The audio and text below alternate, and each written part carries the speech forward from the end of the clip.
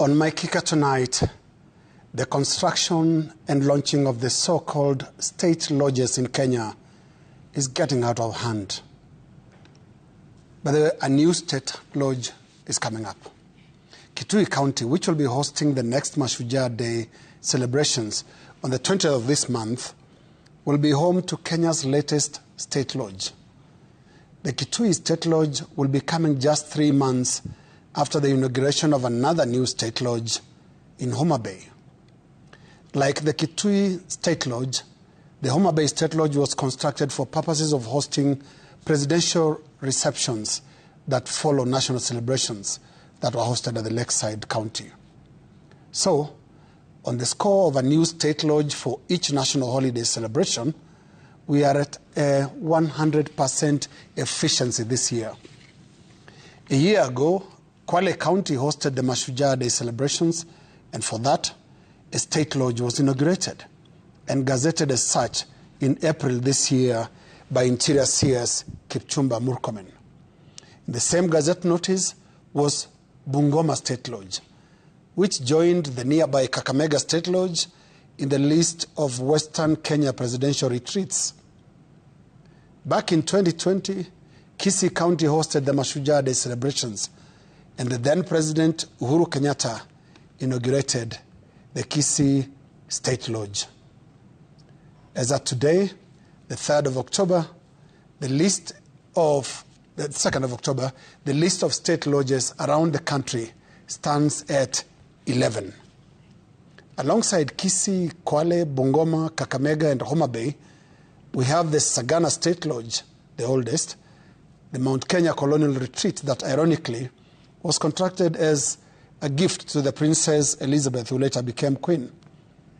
Then there is the Kisumu State Lodge, the Eldoret State Lodge, a state lodge in Kilifi, a state lodge in Makueni, and coming up shortly, the Kitui State Lodge. Total count, 11 state lodges. Then there was talk of renovating the Takwel State Lodge in West Pokot. This is affordable housing on steroids. And don't close that state lodge list just yet. Listen to this.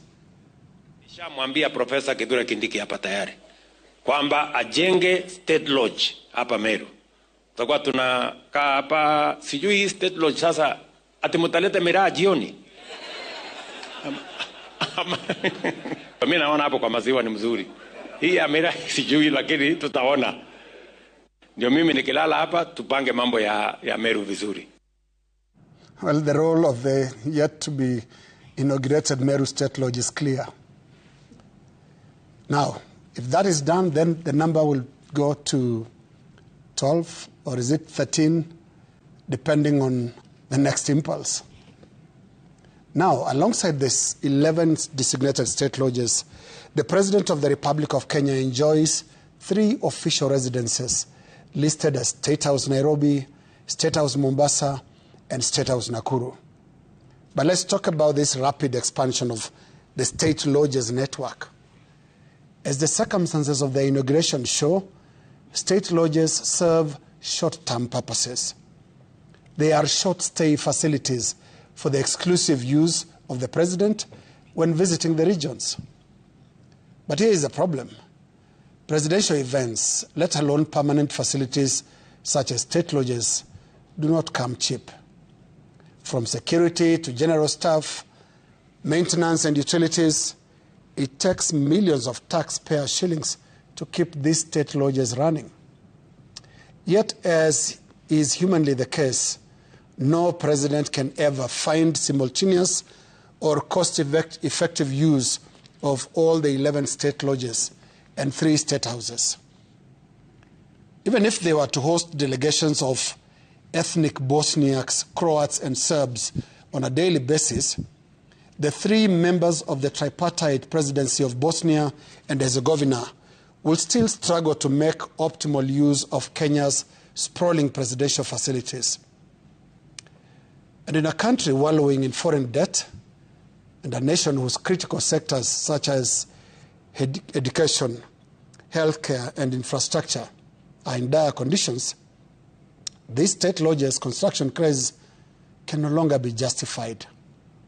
Invoking constitutional principles of advancing devolution, promoting regional equity, and the likes is really insincere.